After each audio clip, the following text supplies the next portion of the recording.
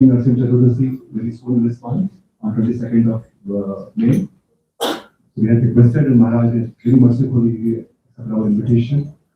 He accepted our request to enlighten all of us on the wonderful transcendental teaching of Prahlad Maharaj. So that started day for yesterday, and Maharaj will continue today also. So let's welcome Maharaj into the Maridham by taking Shraddha Prabhu. Hare Krishna, Krishna Krishna, Hare Hare, Hare Rama, Rama Rama, Hare Hare. Hare Krishna to please come in, Maharaj. And Prabhuji also has got a very unique culture. Hello, sadhu, sadhu. This is for myself. Oh, beautiful. So Prabhu earlier used to bring the white gamcha.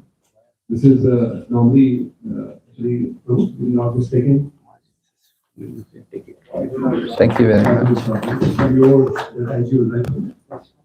So Prabhu is running an NGO and where they prepare such kind of gamcha. So it was white in color, but by seeing the saffron color, he started making saffron color also for sannyasis and brahmacharis. I request all of you, if you can just spend a second with me. Put your mobile phone out, please, all of you. And put it on silent mode. Please, I request, humbly request everyone. And whoever comes next and sitting next to you, please understand it from us.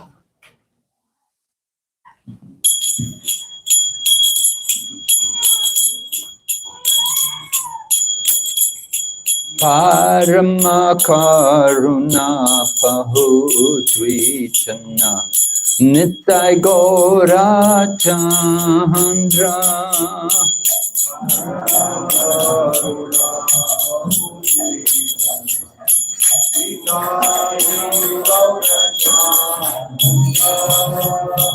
Parama Karuna Pahutvichana Nitai Gora Chandra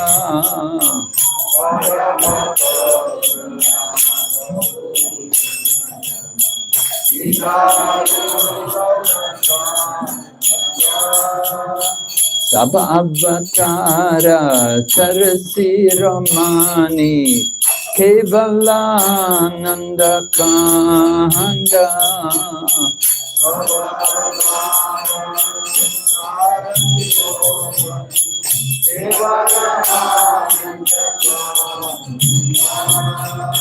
Sabha Avatara Sarasi Ramani Kevalananda Kanda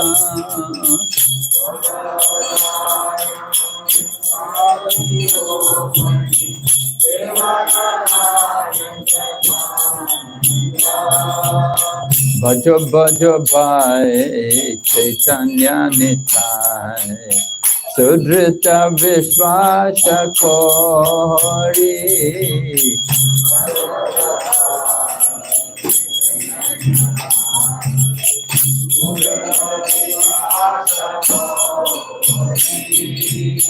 Bhaja Bhaja Bhai Chaitanya Nitai Sudrita Vishwasha Kori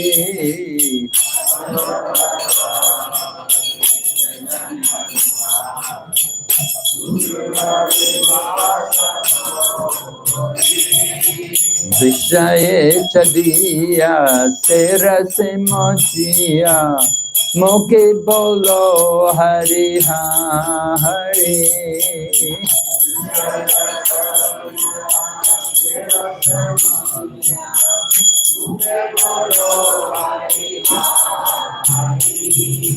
Vishaye Chadiya Tera Se Mochiya Moke Bolo Hari Hari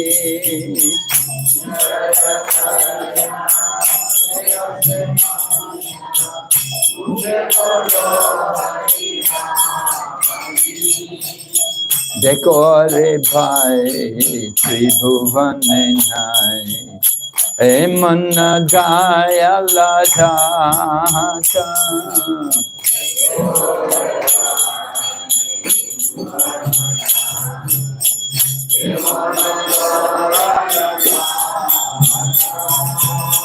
Eko Hari Bhai Tribhuvane Nai Emana Jaya La Jata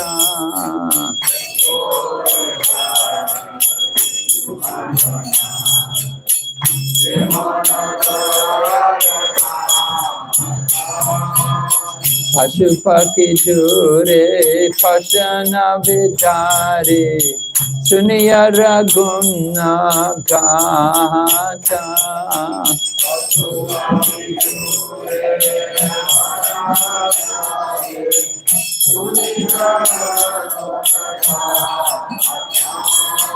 Pashupaki Jure Pashana Vichare Suniya Raguna Gata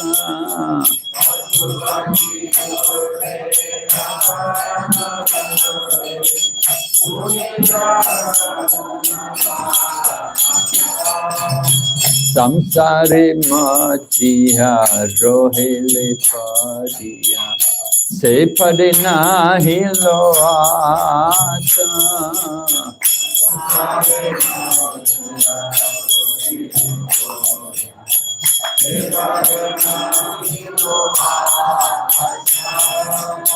Samsare Machiya Rohile Padiya Se Padina Hilo Asa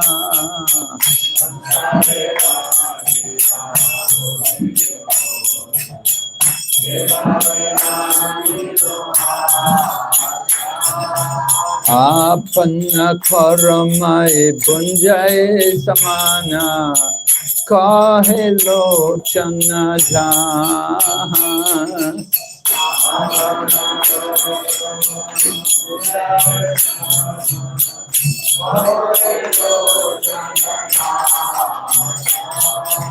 Apanna Karamai Punjaye Samana Kahelo Chana Jahan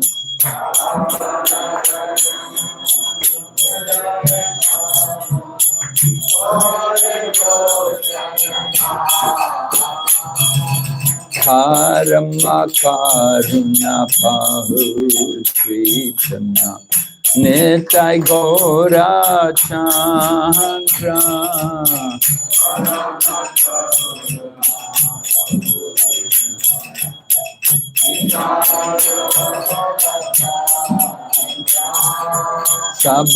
Sabhavachara Sarasiramani Kevalananda Kanda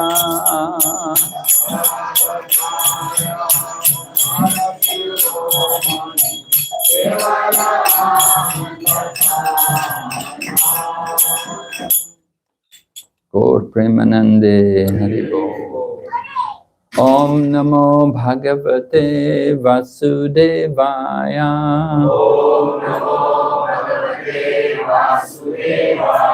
Om Namo Bhagavate Vasudevaya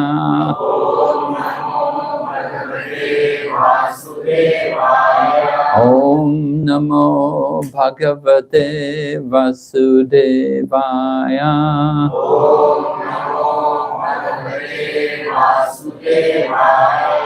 Narayanam Namaskrityam Naram Chaiva Narottamam Devim Sarasatim Vyasam Tato Jayamudhirayat Nasta Praeshu Vabhadreshu Nityam Bhagavata Sevaya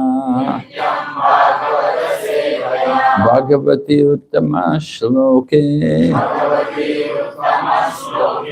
Bhaktir Bhavati Naishtake. So this evening we want to begin speaking about the prayers offered by Prahlad Maharaj to Lord Nrsingadev.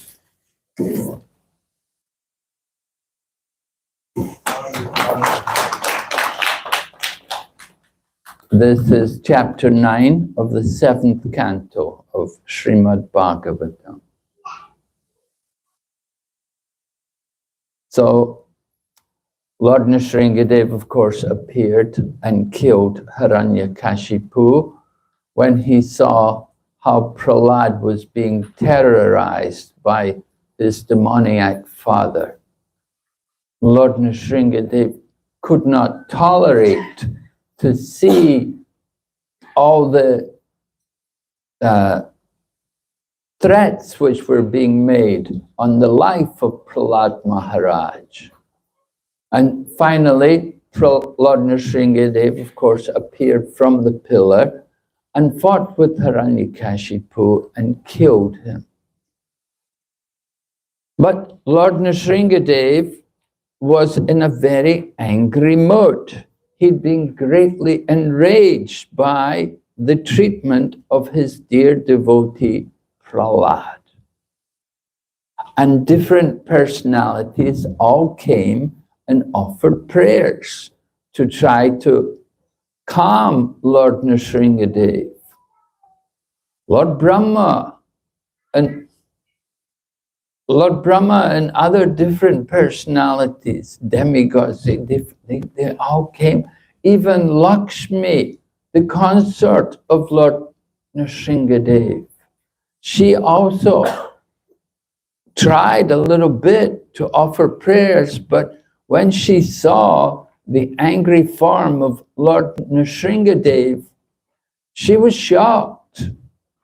It is said, by the power of Lila Shakti, the Lord's pastime potency, Lakshmi was so shocked, she was afraid to come in front of Lord Nrsingadev and offer prayers to him. So Lord Brahma then took the initiative to tell Prahlad that you should go.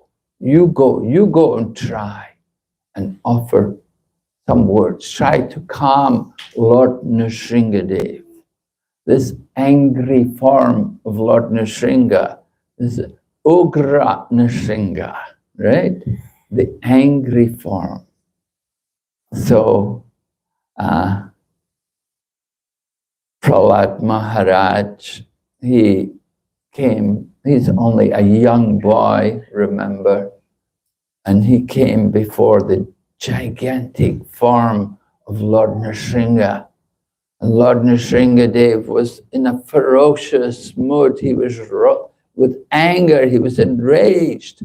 But Prahlad was not afraid, because Prahlad is the devotee. The demons, they're afraid when they see the form of Lord Narasimha. But the devotees are not afraid, because the devotees understand this is the Lord. This is the form of our worshipable Lord. And we feel pleasure to see the Lord. Maybe you've seen yourself, you've seen the picture of Hiranyaksha fighting with Lord Varaha. Now, not everyone knows about Lord Varaha.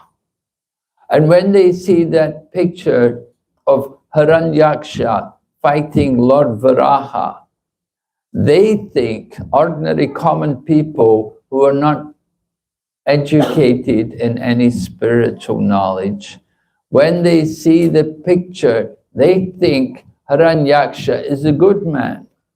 And they think Lord Varaha must be the demon, because Lord Varaha is in the form of a boar. And they think, oh, who is this terrible beast fighting with this poor man, you know? They're thinking Hiranyaksha to be some saintly person. So the common people who have no knowledge, no education, they cannot identify who is the Lord and who is not the Lord. So Hiranyakashipu was killed by Lord Nrsingadev, and Lord Nrsingadev was in a greatly angry mood. But Prahlad was not bewildered, and he understood, this is my worshipable Lord. And he came in front of Lord Nrsimhadev, and he offered his obeisances. He bowed down before Lord Nrsingadev. He fell flat on his feet in front of Lord. And Lord Nrsingadev, seeing Prahlad in front of him, then Lord Nrsingadev was pacified. And he saw the little boy bowing to him. And Lord Nrsingadev picked him up and placed his lotus hand on the head of Prahlad. It's very significant that Lord Nrsingadev put his lotus hand onto the head of Prahlad Maharaj, because by doing that, he was able to put Divya Gyan, transcendental knowledge, into Prahlad. Because remember, Prahlad is only a little boy. He's only a few years old. He doesn't really know anything. But he knows everything he needs to know. He knows the Lord. He knows that the Lord is everywhere, and he is completely surrendered to the Lord. So that's the real thing to know. But anyway, Lord Nrsingadev, for the purpose of allowing Prahlad to recite some prayers, he placed his hand onto the head of Prahlad Maharaj. And then Prahlad Maharaj, being impregnated with this Divya Gyan, he began to offer his prayers to Lord Nrsingadev.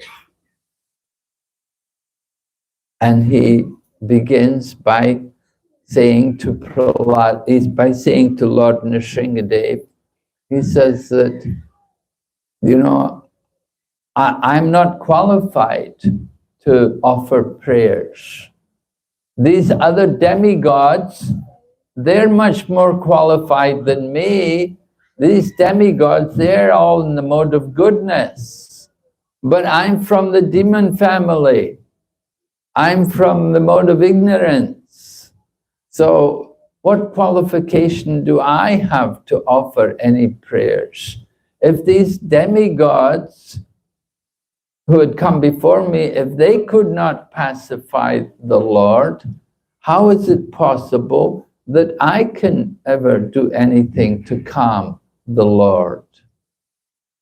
Because I am from the Asuras. We Asuras, we associate with the mode of ignorance. So Prahlad shows the very important quality of humility, right? If you read the Chaitanya Charitamrita, Chaitanya Charitamrita is Bengali classical literature. If you study Bengali language, Bengali literature, then they read books like the Chaitanya Charitamrita, and the Chaitanya Bhagavat, and the Chaitanya Mangal. These books were written 500 years ago in Bengali poetry, and they're read today. Of course, we value them, we read them, we take great pleasure in hearing about Lord Chaitanya Mahaprabhu. I had the opportunity, sometimes we go out for parikrama and we go and visit different holy places near to Navadvip in what is called Gaura Mandala Bhumi. Gaura Mandala Bhumi means the greater area of Lord Chaitanya's pastimes. You know, Navadvip Dham, that's the central region. But the greater region is Gaura Mandala Bhumi. And you can go to places like Ekachakra. Lord Nityananda is from Ekachakra. So it's like 3-4 hours away from Navadvip by car. It's Gaura Mandala Bhumi. If you go to Katwa, that's also Gaura Mandala Bhumi. Lord Chaitanya went to Katwa to take sannyas. So there's a place, I forget the name of it, but in this place, they had the original manuscript of the Chaitanya Bhagavat, written on palm leaves 500 years ago. And you can see the original manuscript of that book, how it was written 500 years ago in beautiful Bengali poetry language. So anyway, in the Chaitanya Charitamrita, there's a beautiful verse written by Krishna Das Kaviraj, and he has written, Jagai Madai Haite Munishe Papista, Purushera Kita Haite Munishe Lagista. This is an example of humility. Krishna Das Kaviraj is saying, I am more sinful than Jagai and Madhai. Jagai Madai Haite Munishe Papista. This is his humility. Krishna Das Kaviraj, he's the author of the Chaitanya Charitamrita.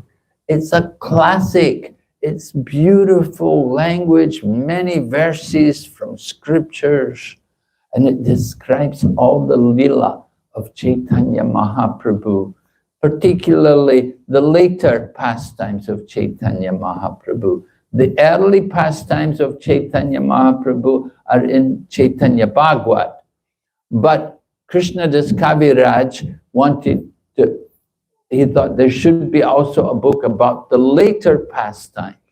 So he wrote Chaitanya Charitamrita. And in that book, he begins, as in the Adi Lila, chapter 5, he said, I am more sinful than Jagai and Madhai. He said, Jagai Madai Haite Munishe Papista, Purushera Kita Haite Munishe Lagista. He said, I am lower than a worm in stew. Now that's quite low, isn't it? To be a worm in stew, that's a low position. And Krishna Das Kaviraj said, I am lower than the worm in stew. And then he goes on, he said, anyone who hears my name, they will lose their pious activities. And anyone who utters my name, they will become sinful.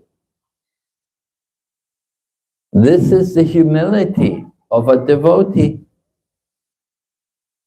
Devotees, the more the devotee is advanced, the more humble they become.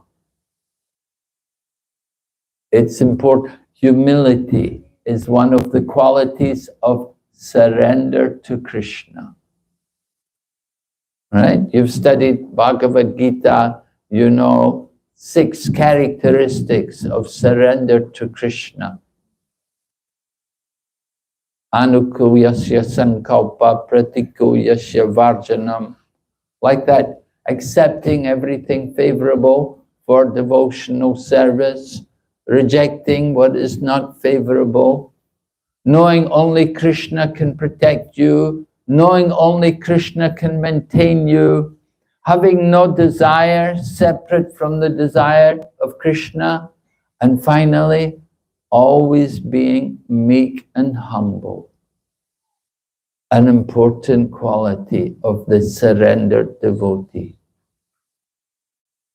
Last night, we sang that song. I sang the song, Shri Krishna Chaitanya Prabhu Daya Koramori Toma Vina Kedaya Jagatasam Patita Pavana Hetu Tava Mosamo Patita Prabhu Napaye Ara.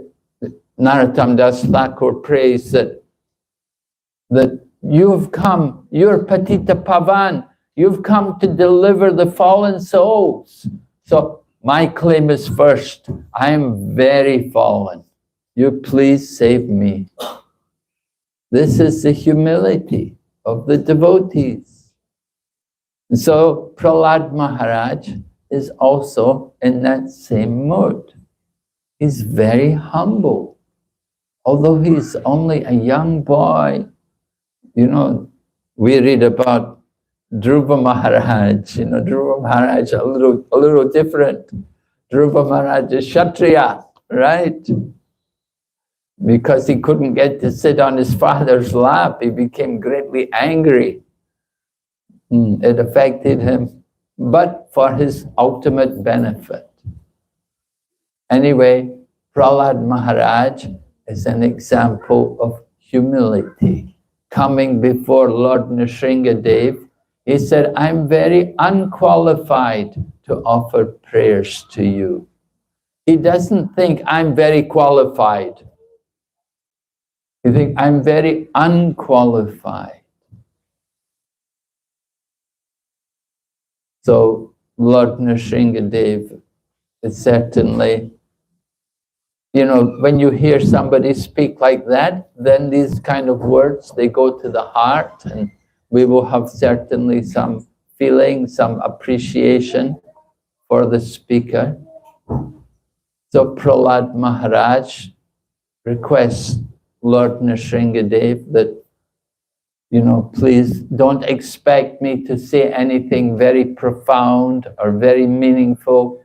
I'm very fallen. I'm from the family of the demons. I'm unqualified. Somehow, I have the opportunity to say something to you.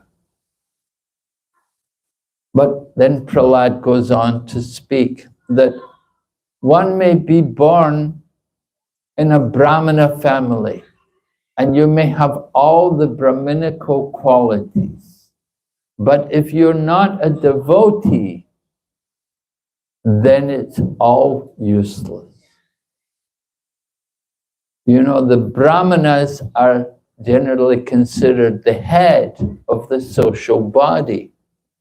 There are 4 varnas, Brahman, Kshatri, Vaishya, Sudra, and they're compared to parts of the body. The Brahman is the head, the Kshatriya, the arms, the Vaishya, the belly, and the Sudra, the legs.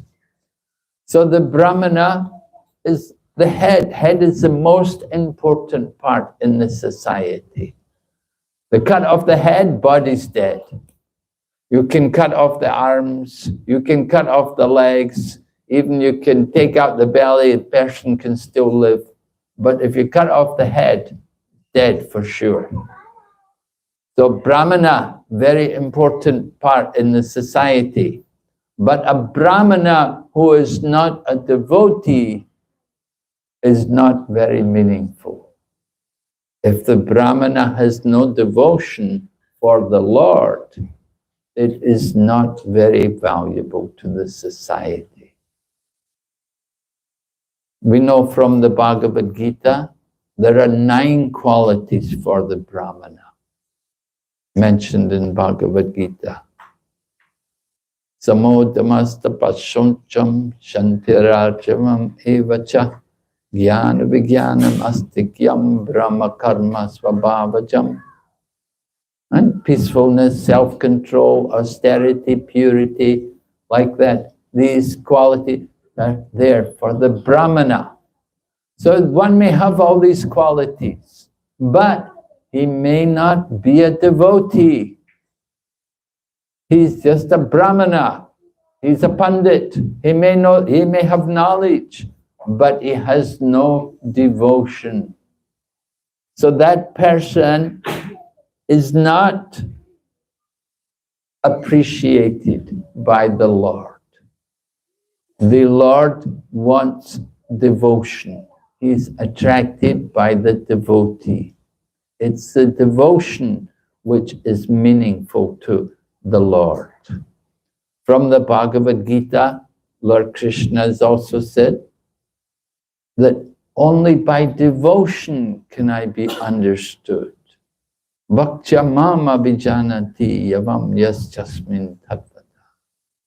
Devotion is what Lord Krishna wants. It's not the offerings, right? Patram pushpam phalam toyam yome bhaktya prayachati tadaham bhakti uparitam ashnami prayat. You can offer so many nice leaves and fruits and flowers, but if there's no devotion, it is not very pleasing to the Lord. There must be the devotion. And the same way, the Brahmanas can recite prayers, but these prayers are not so meaningful if there's no devotion. When we sing Damodar Astakam every year during Kartik, then it also mentions like that, how the Lord takes pleasure in the devotion of Mother Yashoda, not in just hearing the Vedic mantras with no devotion.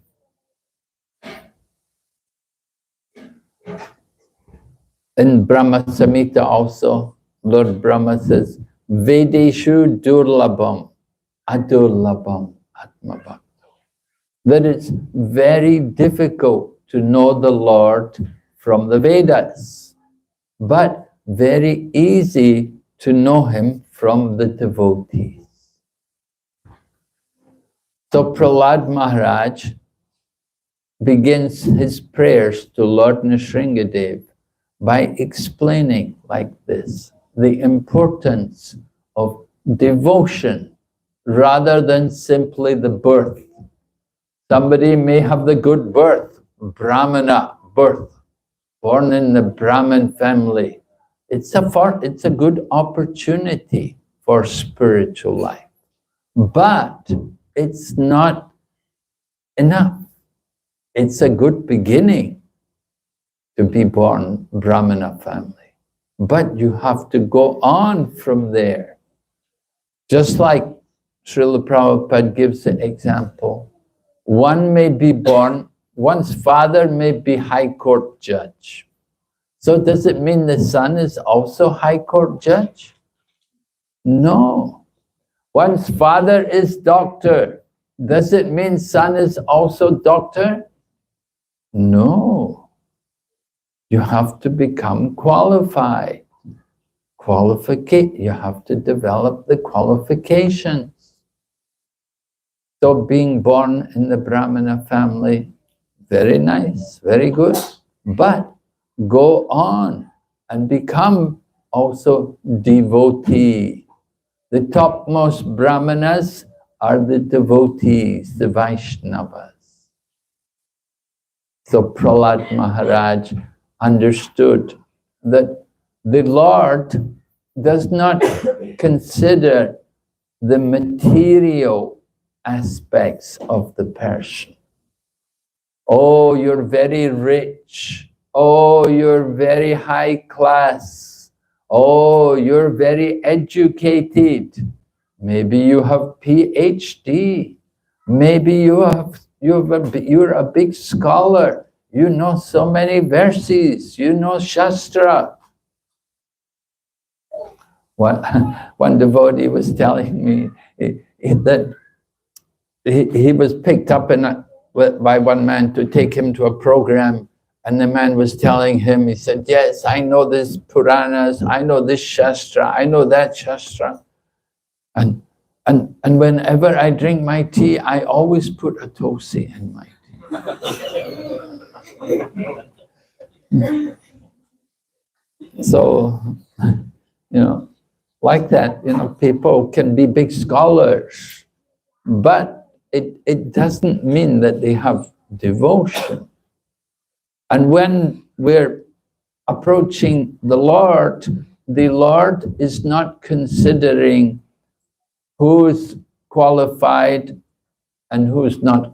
He's not considering, oh, this person is very educated, or he's very good, he can be my man. Or this person is very good looking, they can be with me, I want them. No, he doesn't consider these qualifications. The looks, the birth, the money, that's not important to the Lord. What is important is the heart, the feeling of devotion. And Prahlad Maharaj, he knows this. He's telling this in the beginning of his prayers to Lord Nrsingadev. And he tells Lord Nrsingadev that, Prahlad, I'm from the family of the demons. You just killed my father. I'm from that kind of family. And here I am offering prayers to you.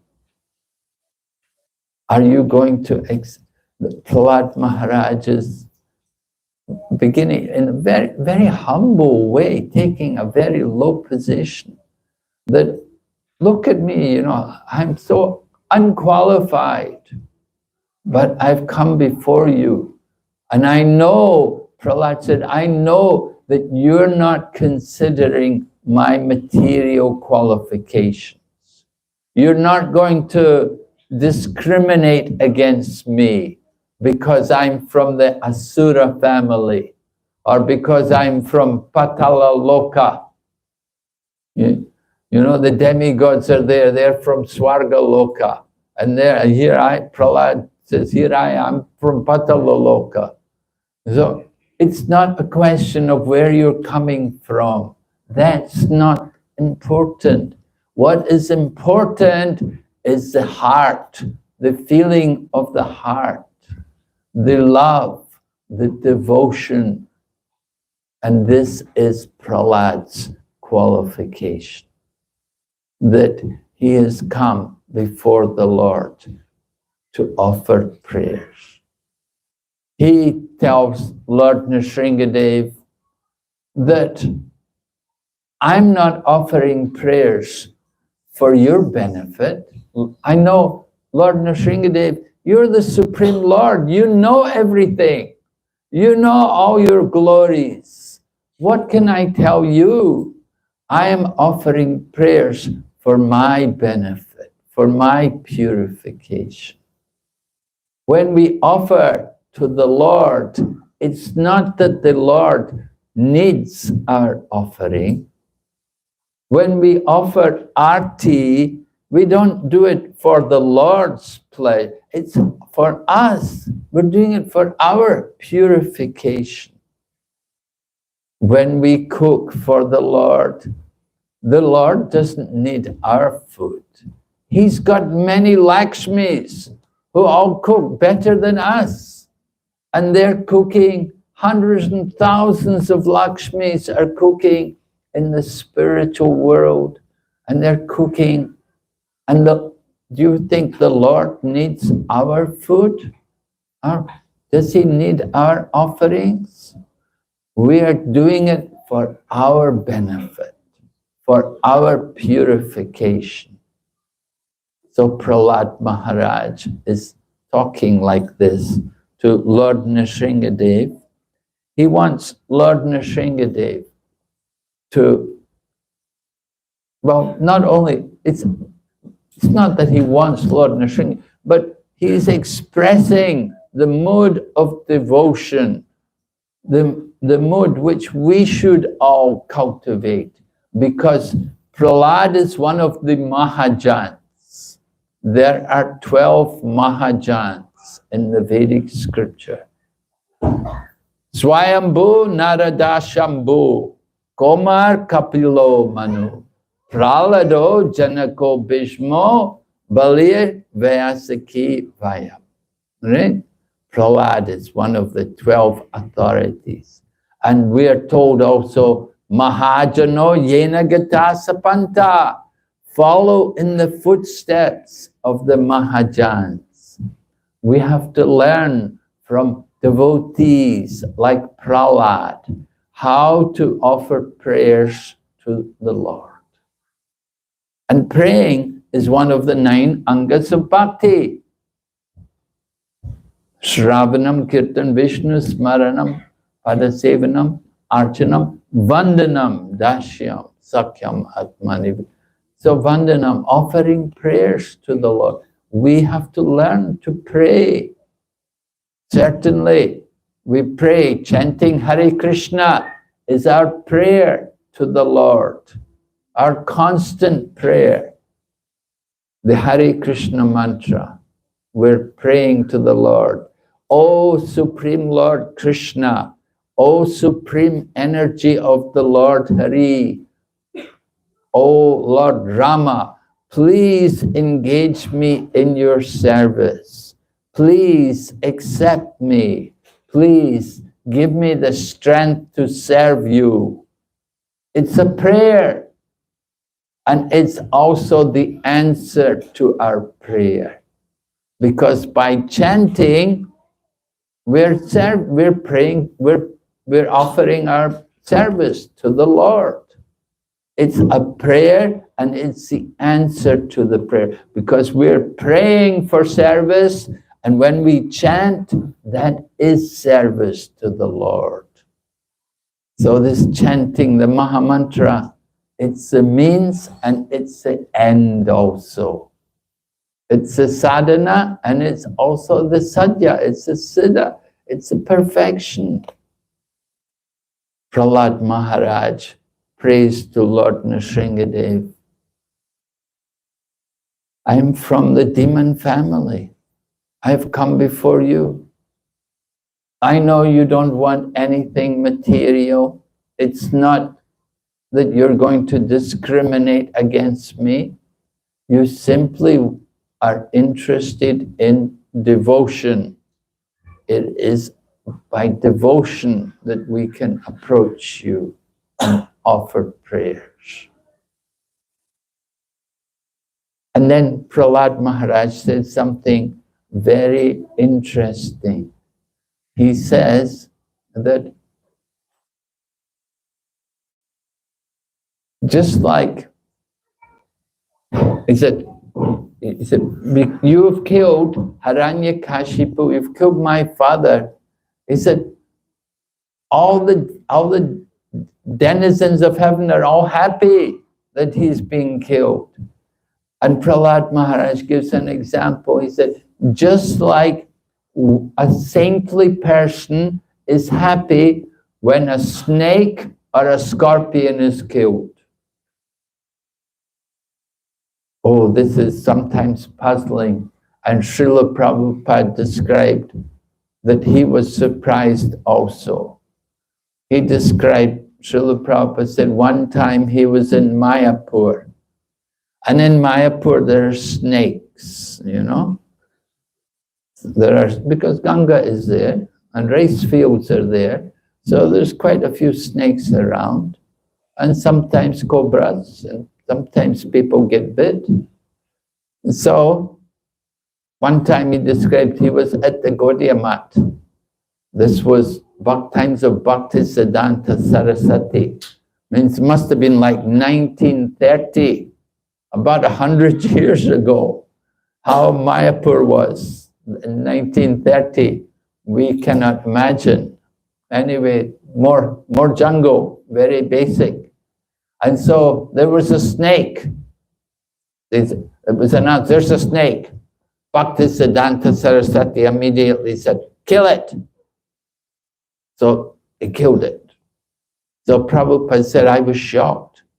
He said, he said that these are sadhus and they have killed the snake. Is this the behavior of sadhus? But then he read Srimad Bhagavatam, and he read how in this section of Srimad Bhagavatam, Prahlad Maharaj said to Lord Nrsingadev. He said, saintly people are happy when a snake or a scorpion is killed. The same way the denizens of heaven were happy when Hiranyakashipu was killed. Snakes and scorpions are envious creatures.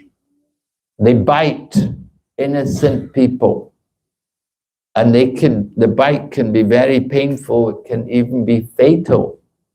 People can die. Snake bite. You can suffer a lot. So when there's a snake or a scorpion, Shastras say can kill it. And even more deadly than the snake or the scorpion is the envious person. Envious person like Hiranyakashipu. Snakes and scorpion, they may bite you. You can probably cure it by mantra. Just like in Mayapur, sometimes we had the Gurukula there in Mayapur, and the young boys sometimes would get bitten by the snake.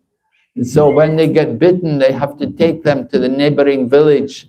There's some Mohammedans in the neighboring village, and there would be a man there who knew the mantra to counteract the snake bite. You take the boy there, and the man will chant the mantra and can overcome the effect of the poison of the snake bite. But the envious person, more deadly than a snake or a scorpion. There's no mantra to counteract the envy of the person. And so the demigods had been suffering so much under Hiranyakashipu's oppression. Hiranyakashipu was a powerful demon. He conquered the heavenly planets. Even Narada Muni was having to serve people like Hiranyakashipu. He was so powerful. He conquered heaven.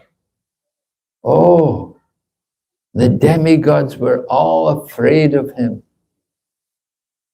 They could not defeat him.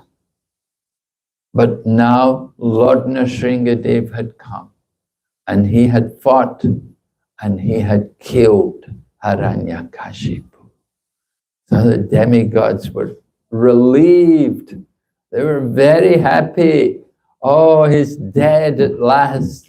Now we can again enjoy. Right? Heavenly life, the demigods, they enjoy the life in Swargalok.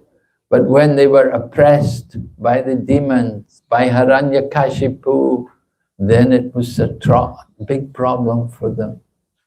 But now the Lord has come. He's removed Hiranyakashipu. So the demigods are all happy. So Prahlad Maharaj is glorifying Lord Nrsingadev, and he's telling him, now Hiranyakashipu is dead, you should give up your anger. You know, sometimes, maybe you know yourself, you get angry yourself. Oh, most of us do, right? From time to time, we get angry. And sometimes people can be angry for a long time, right? Some people are angry for 3 days.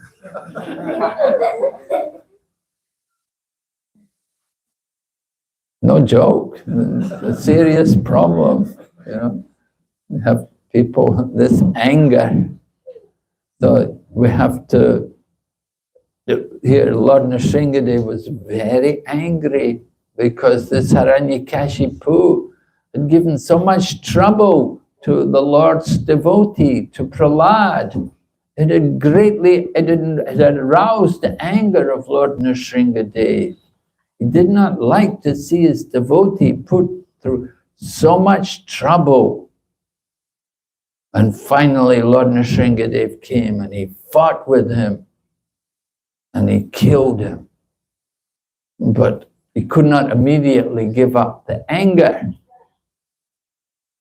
Because he's a lion, right? Half lion, half man.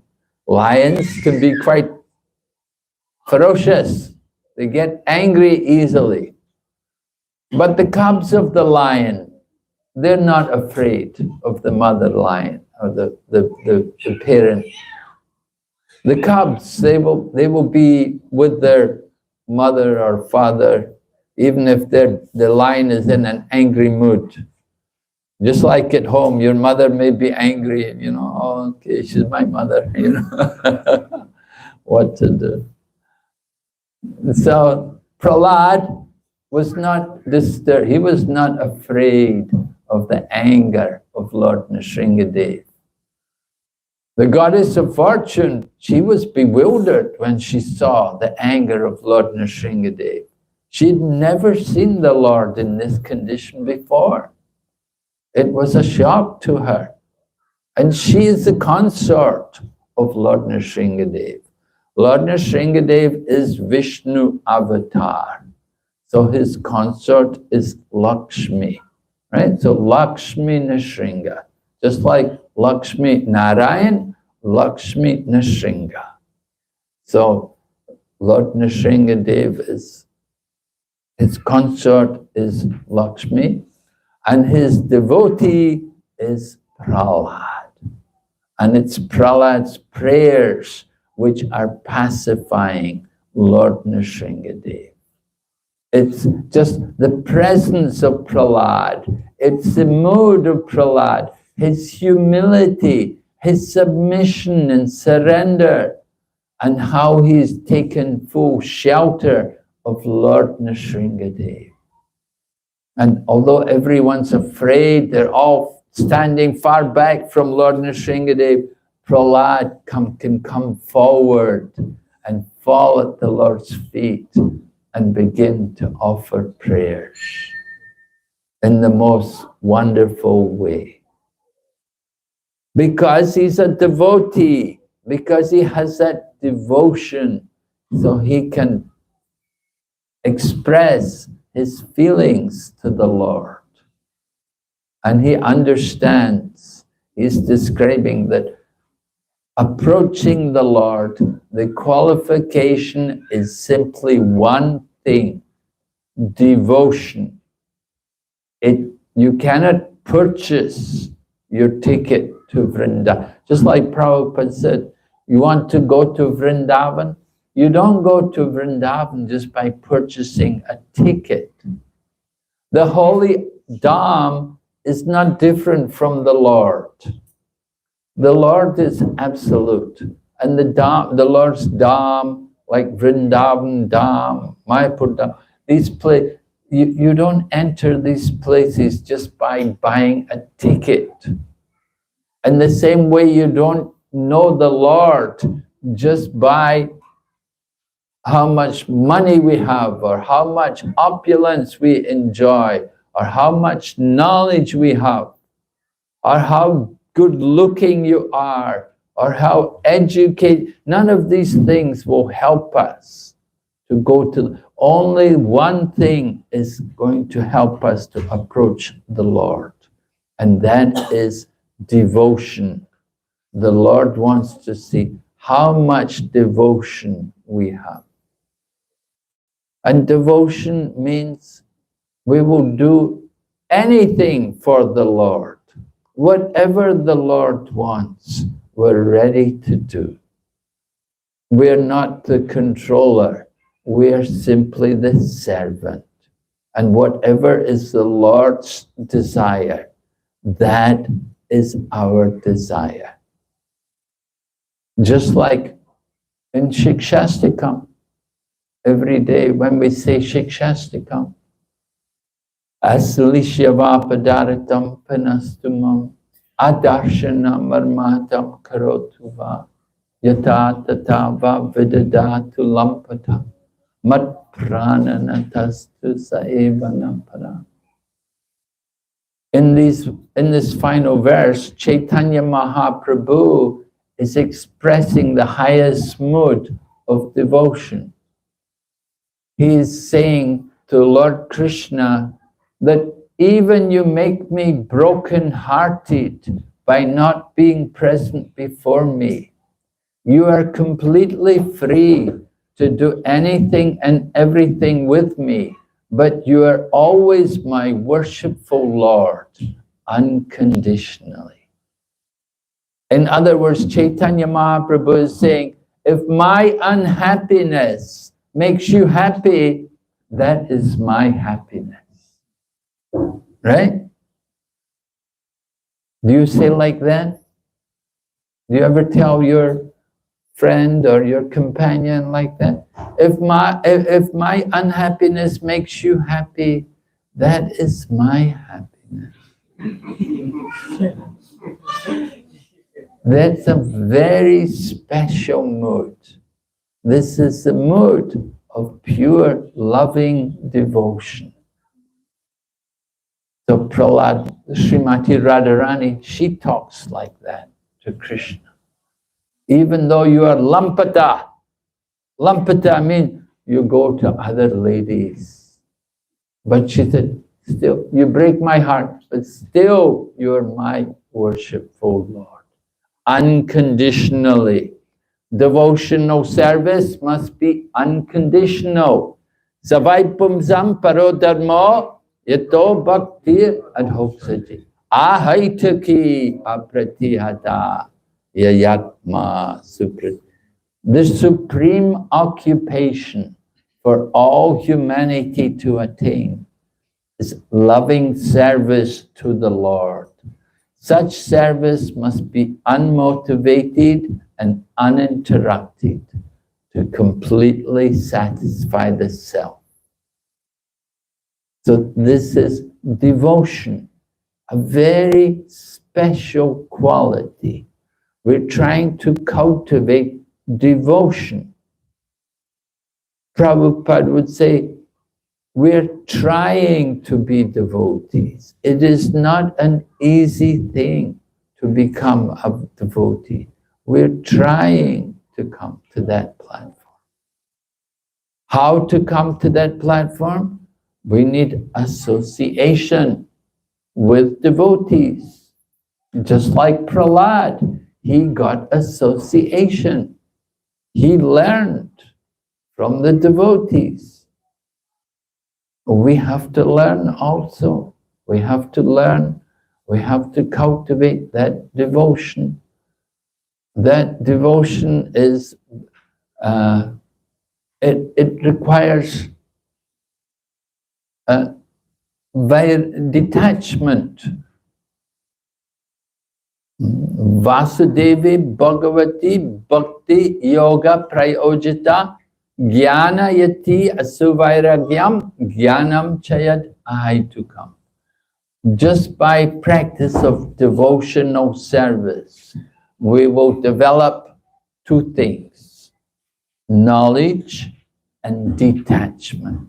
Transcendental knowledge, not mundane knowledge, but transcendental knowledge and detachment will come about automatically the more we become devoted to Krishna, the more we're surrendering, the more we're cultivating our devotion, the more there will also follow Gyan and Vairag.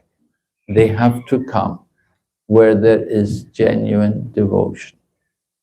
So you can see Prahlad, how he has these things, he has these qualities. Prabhupada writes in one purport in this section, he said, some people claim, oh, it's too much. Krishna asked too much. Krishna said, give up everything and surrender to me. It's too much to ask. How he can ask so much? But Prabhupada explains, they said, it's for our good. It's not for Krishna. Krishna is not telling us to give them up for me, but it's for us, for our benefit, that we need to give up these other dharmas, the material religion. Krishna wants us to benefit. He doesn't want anything from us. And we shouldn't want anything from Krishna except service. That is the thinking of a devotee. We simply want service. Ahaitaki, apratita, unmotivated and uninterrupted. Devotional service should be just like they have these shops, what are they called? 7-Eleven, right? Convenience stores. They open all night, all day and all night. Do they have these kind of shops in Kuwait? Yeah. Everywhere they have them now, right? The whole night you can go there, you know. So devotional service is like that. 24/7, 7 days a week, 24 hours a day. Someone sent me a video just yesterday, Gopal Krishna Maharaj. You know, he left the body. So they sent me a video. It was recorded a few months back. He was asleep. And it was the middle of the night. He was asleep, but he was offering arti. In his sleep, he was offering arti, was moving his hands and offering the arti. They had recorded the whole thing on the video. They did not release it until after his departure. But, you know, someone sent me the copy. I can show you if you want. But it's amazing, you know, he's laying there in his sleep. It's the middle of the night. It's like after 12 o'clock. And he's laying there and he was so dedicated to doing his puja. That's devotional service. Sometimes we get devotees also, they chant in their sleep. You know, and they're laying down, sleeping, but you can hear them, Hare Krishna, Krishna. They're chanting. We get, of course, people playing the madanga, you know. When they learn to play the madanga in their sleep, you know, we got these boys went to school. They'd been learning madanga, they went to school. The teacher said they sit in the class the whole day. They're playing madanga beats, you know, sitting in the classroom, practicing the madanga beats. And so this is devotional service. It's continuous. You see, it doesn't stop. And it's unmotivated. Nobody's paying us to do it. You're not getting paid for dancing and chanting, but we do it. It's our life, it's our happiness, our greatest pleasure to do these things for the service of Krishna. So Prahlad Maharaj, he has that mood. He feels great pleasure in glorifying Lord Nrsingadev. And he wants all of us also to experience this bliss. That pleasure it can be there in all of us. We can awaken that same consciousness. We just have to follow the process. Just chant every day, do your japa. Every day go worship Krishna, read the books about Krishna, and gradually, naturally, end of life, you think of Krishna and you go to be with Krishna. We can go there to be with Krishna and become one of his associates. So Krishna is inviting all of us. Or Lord Nrsingadev, if you like, Lord Nrsingadev, you can also go there, be with him. Not necessarily Ugra Nrsinga. There are many Nrsingas, right? There's Yoga Nrsinga, there's Shanta Nrsinga, there's so many different forms of Lord Nrsingadev. Ugra Nrsinga is very special. Okay, any question?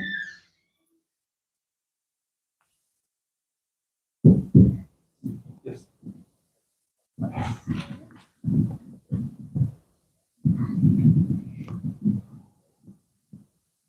Hare Krishna Maharaj, thank you for such a wonderful lecture. So I had a question regarding, I think, a very small part of your overall lecture.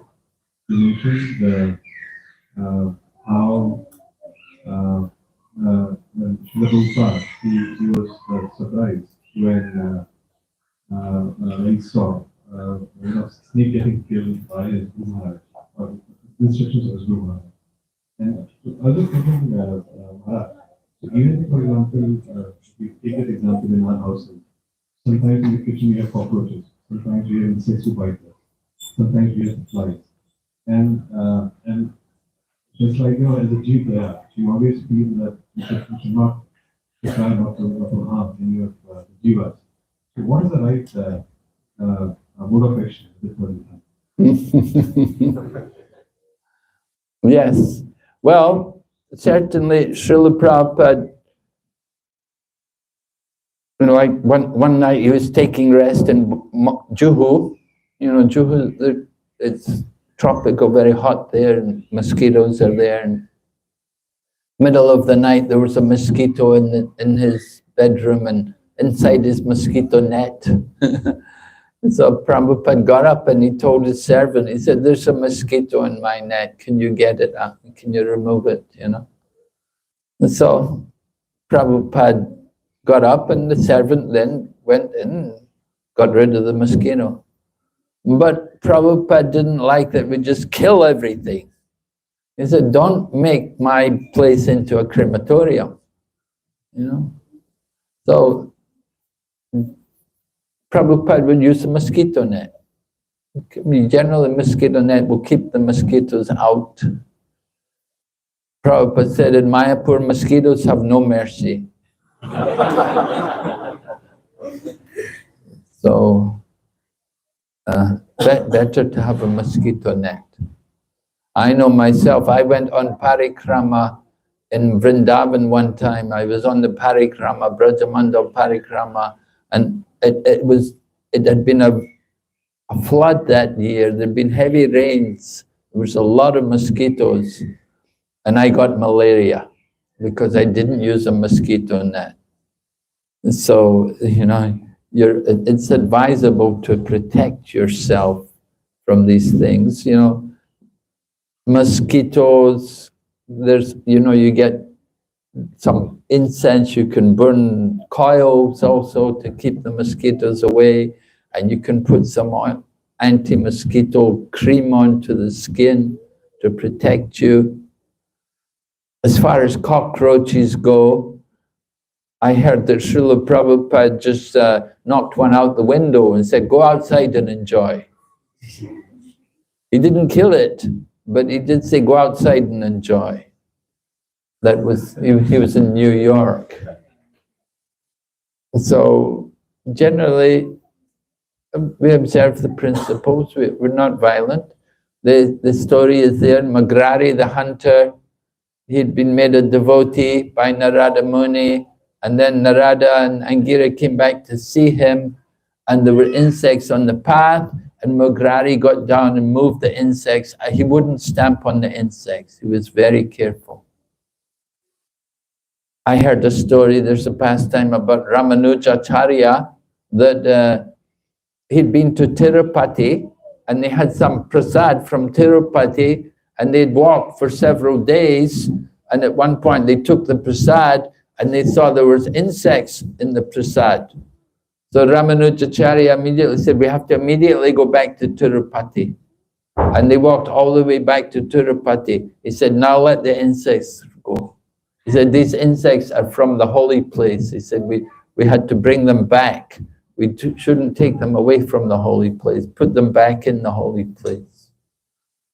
And so like that, saintly persons, they have that kind of respect for all kinds of life. So we have to also develop that kind of respect, as much as you can, being practical. We don't want to just kill it. I tell you, when I was in China one time, in China, I don't wear this dress. I just wear normal dress. And at one point I required to get a job. I was teaching in a college, and There was another man there who was also a teacher. He was an American, he was a Mormon. And he didn't know I was a Hare Krishna, but he knew I had some kind of faith. Well, he didn't know what it was. Anyway, I was sitting with him one day, and all of a sudden a cockroach appeared. And he immediately jumped up and stamped on it. And when I saw him do it, I got such a shock, and he looked at me and he said, "In your religion, don't you even kill cockroaches?" He was so surprised, that how I reacted, because he thought it was so normal just to kill it, But I was so shocked that he would kill the insect. So generally, we don't like to just kill things. Even the plants and the trees. You may say, well, we kill vegetables. No, we wait until they're ripe. We harvest the vegetables. We don't kill. We do practice ahimsa. Thank you, Maharaj. Hare Krishna. Yes, Prabhu? Maharaj, for so many instructions. So, one point about humility, Maharaj. You mentioned that humility is what attracted Lord Narasimha, and Prahlad Maharaj showed that how can I pray from demon family. He also mentioned example of Krishnadas Raj, Goswami, Daswati. So with all this, you spent a considerable time for us explaining the humility and how our acharyas follow. So Maharaj, please guide us, because firstly, I find it very difficult to develop that Ishwar Bhav comes with devotees. It comes naturally within the congregation, but this quality, personally, I feel very difficult. So how can we develop, as you mentioned, 24/7, all the time being humble? So how we can develop that? Well, I never mentioned that the humility should be 24/7, but certainly no harm if you can do it, but might be just like there's one man, a very nice man, a very wealthy man from Mumbai, a very rich man, and at home, in his home, in his apartment, he's very humble. The devotees come there, so. But when he goes in the office, he's like a tiger, It's just a different thing. When he goes to the business, he gets in the office, it's a different mood, It's a different lila, At home, with the family and so on, it's one thing. But you go to the office, if you're too humble, my God, the business will be ruined, You'll never make any money. So you have to know time and place, right? Particular situation. When we should be humble and when you cannot afford to be humble. Otherwise, people will take advantage of you. So that's one point.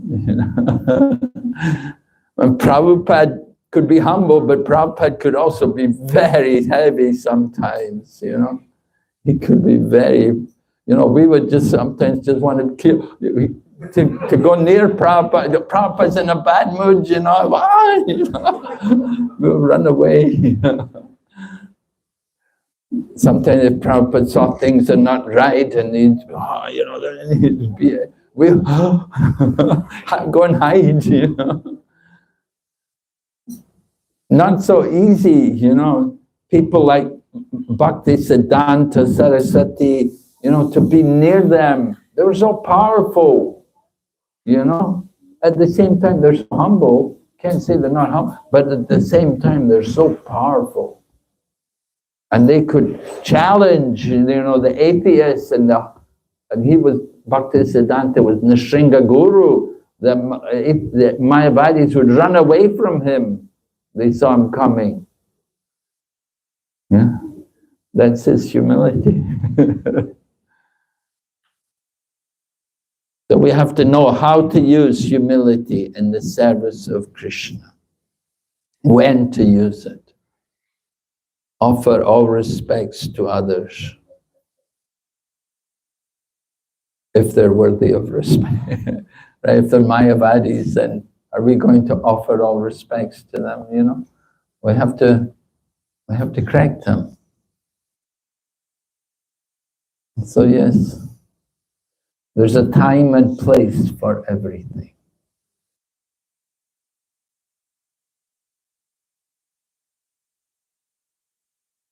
Yes? As you described in your discourse, the Lord appeared from the input of Maharaj. It was Ugra Narasimha. And there are other forms of Narasimha there. So these forms are just taken by the Lord at the same time, or it is different pastimes of these all the other incarnations of Narasimha. Well, the Lord comes in every kalpa, right? So every different times He's going to come. Different forms can also be there. It has its eternal form in Vaikuntha. And in Vaikuntha, I don't know that its form is Ugra Nrsimha. It may be there, but we'll have to find out when we go there, right? It's difficult to know.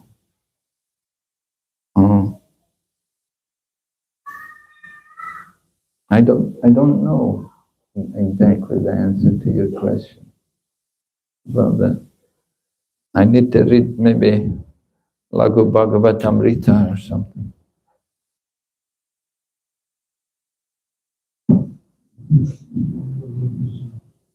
But when this giant vision, they got mercy and Lord Narasimha being the Lord Ram serving from Lord Krishna.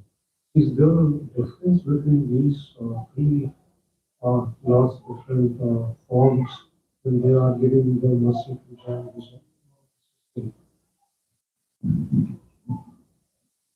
Are giant Vijay different forms?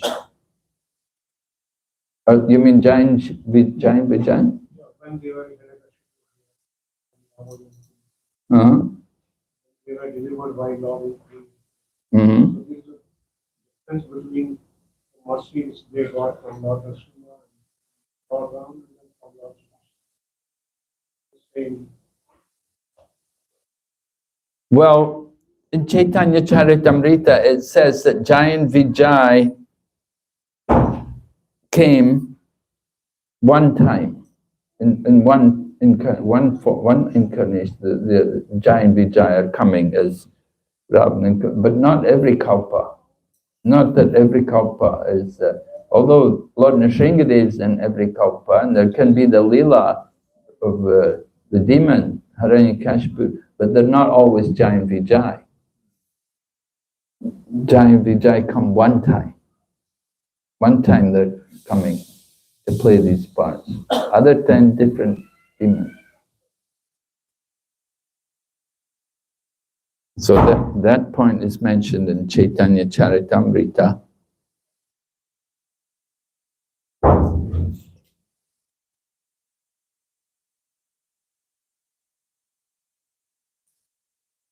Okay. Yes.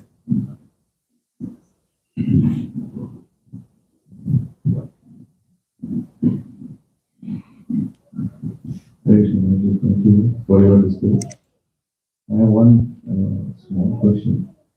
You were mentioning about Narasimha Dev being very in a very Ugra Sarup, and Brahma and Lakshmi Devi were afraid of approaching him, and they requested Prahlad, and then you said Prahlad being a devotee, he was not afraid to offer his prayers to Narasimha. My question is Brahma and Lakshmi, they are also written on devotee. Then why were they up there? Why was Prahlad?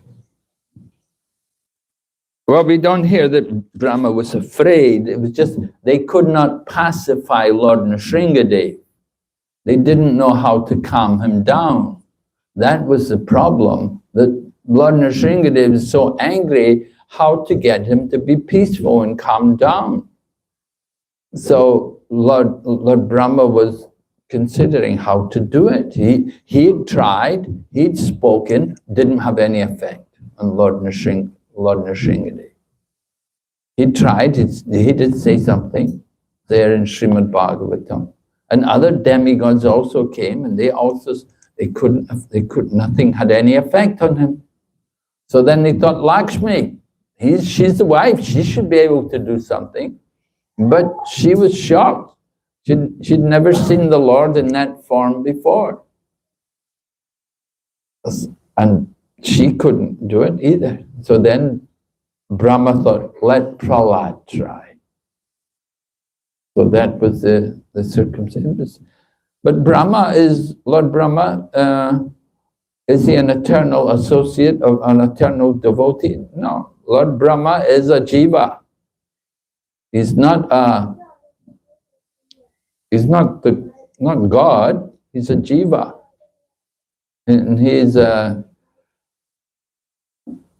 the end of the life of Brahma, he may go back to Godhead. Not always. It's not that Lord Brahma is always a pure devotee. We know in every universe there's a Brahma, and there are different Brahmas. We have Chaturmukh Brahma in our universe, but there's many other Brahmas with different numbers of heads, and they're not all pure devotees. But in the second canto of Srimad Bhagavatam, it says that this Brahma shook hands. The Lord came and shook hands with Lord Brahma, and he was very pleased with him. And so Prabhupada says that this means that Brahma is in Sakya Ras, because the Lord came. He was so pleased with Brahma, and they shook hands. And so he said, this is a sign that Brahma is in Shakaras. So at the end of the life of Brahma, he could go back to Godhead. But it doesn't always happen. Sometimes the Brahmas, they have to take birth again. They may enter into the body of Mahavishnu and they'll take birth again. Next time there's creation.